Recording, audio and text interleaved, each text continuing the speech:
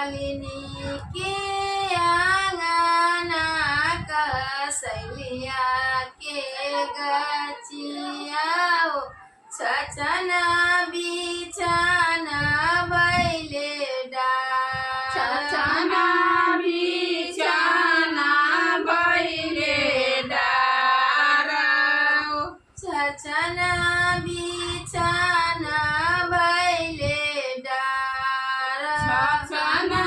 बिछाना बैले डार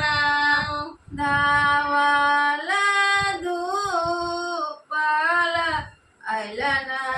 जानु दुल्हा उड़ेला कसैलिया के डार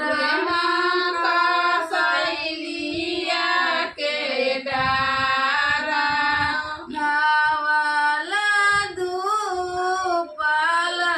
अइलन संजय दुल्हा उड़ेला कसैलिया के डार उड़ेला कसैलिया के डार घर में से निकलेली मालिनी बिटिया दादा के ओरा न दे दादा के ओराना दे दादा के ओरा न दे दादा के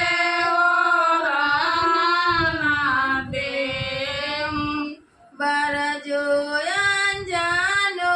दादा अपनी